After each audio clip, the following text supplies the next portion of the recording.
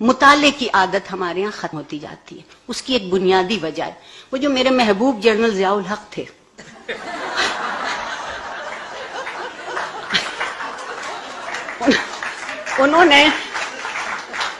انہوں نے اس معاشرے سے چند بری عادتیں چھین لی.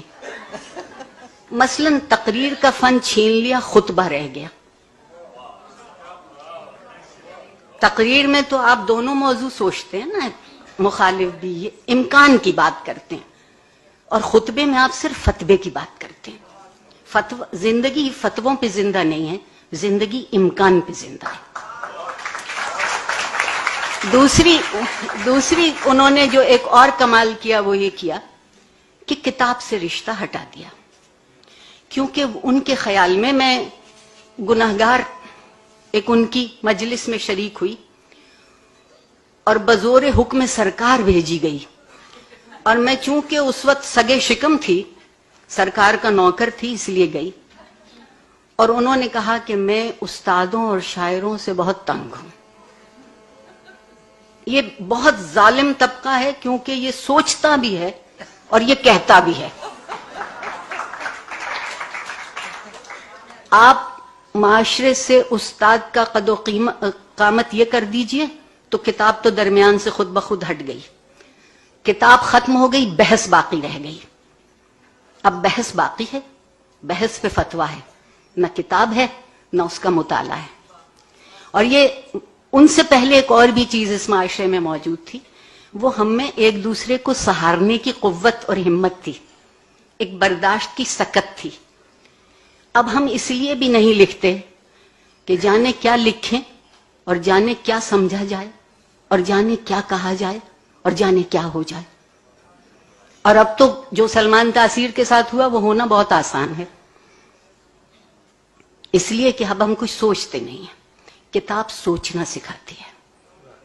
ہم نے بہت آہستہ آہستہ اس معاشرے کو سوچنے سے الگ کیا تاکہ معاشرے کا مادی وجود باقی رہے، معاشرے میں سیاست کا بازار سرگرم رہے، مگر معاشرے کا اخلاقی وجود کم ہوتا چلا جائے.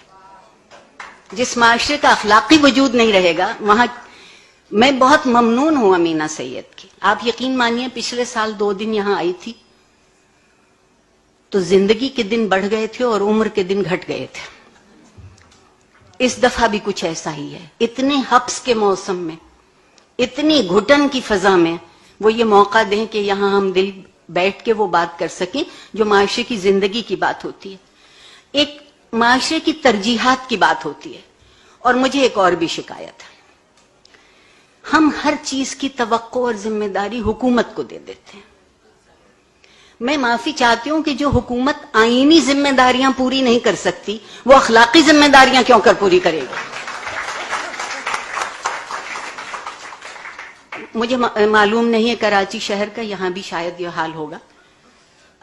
میری یقین مانیے کبھی میں بھی بچہ بھی تھی اور ایک لائبریری ہوتی تھی اور ایک آنا لائبریری کہلاتی تھی.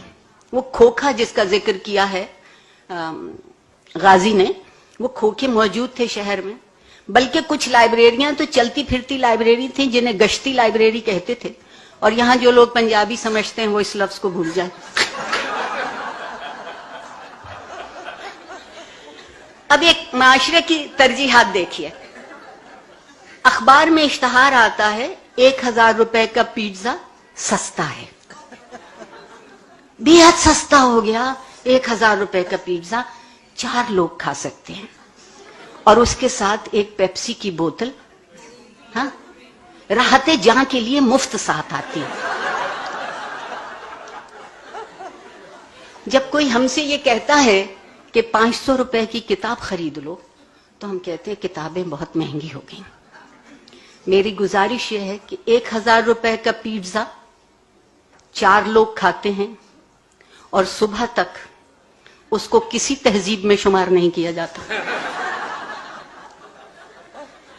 500 روپے کی کتاب ایک شخص خریدتا ہے اور شاید 100 لوگ اس کو استعمال کر سکتے ہیں اور وہ ہمیشہ تہذیب میں شمار کی جائے.